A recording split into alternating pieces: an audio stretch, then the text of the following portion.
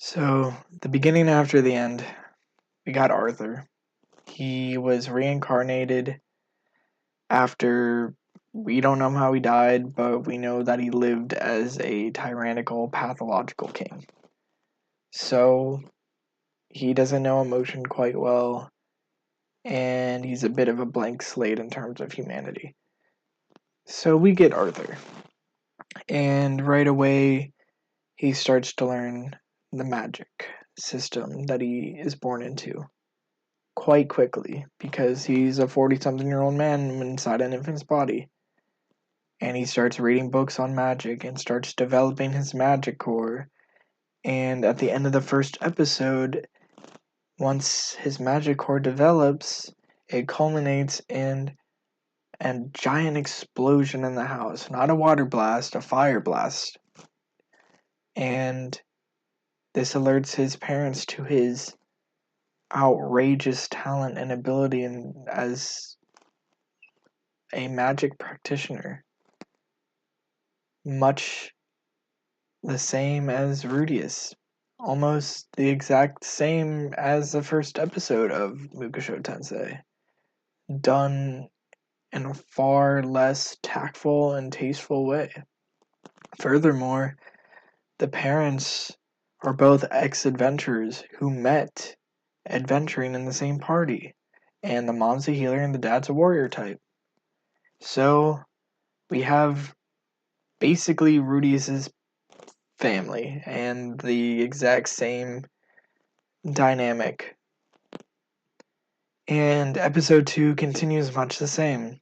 We have a duel between the father and the son, Arthur and the dad, and the dad learns quite quickly that Arthur's talent far exceeds his ability to teach him, so he decides he needs to get a tutor. But this is different. We have a difference, the first difference, and it only takes 30 minutes of watching the show for a difference to arise. And that is, they're going to go to the tutor as a family together and not bring one to where they live. Different. And so they leave and embark with their old adventuring party to said tutor.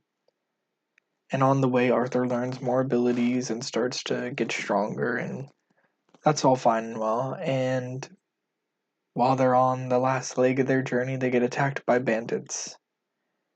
And Arthur leaves with the mom, who we find out is pregnant. So he leaves to protect the mom, while the dad and the other adventurers stay back to fight all the bandits, and they weren't doing very well. They were outnumbered, so it wasn't looking great.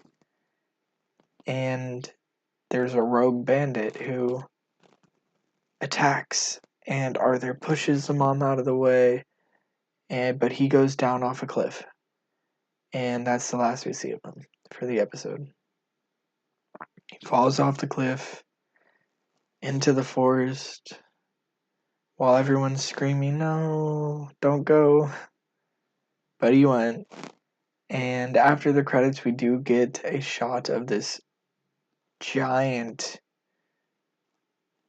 dark, glooming, magical type beast who says one word, Arthur. So I was a bit intrigued with that at the end of the episode. But the cheap knockoffs, the Temu edition of Mukusho Tensei, I don't enjoy. And not only that, they may have to make him more overpowered, because one of the great things about Jobless Reincarnation is that Rudius, while he far exceeds anyone in his magic capacity and his ability, he can't do nothing with a sword. But now we have someone, Arthur, who not only excels at every level of magic ability, but also is adept with the sword because he was a sword master king in his last life, even though it was a futuristic society that had all types of planes, borderline spaceships, and so that doesn't track either, but that's beside the point. So we have overpowered Rudius and cheap knockoffs of all the plot points from Ukusho Tensei. And it's starting to diverge, thankfully, so hopefully it diverges more and maybe it finds its own original tone here. I'm not holding my breath. And I might enjoy it more. I might let that all go. All of this go, all of the cheap knockoffs. But it looks at its best passable and at its worst horrible. So you can't even get me by on the aesthetics. If you're gonna do me dirty and copy my favorite power fantasy isekai of all time, at least make it look pretty. Please. Pretty please. But they didn't.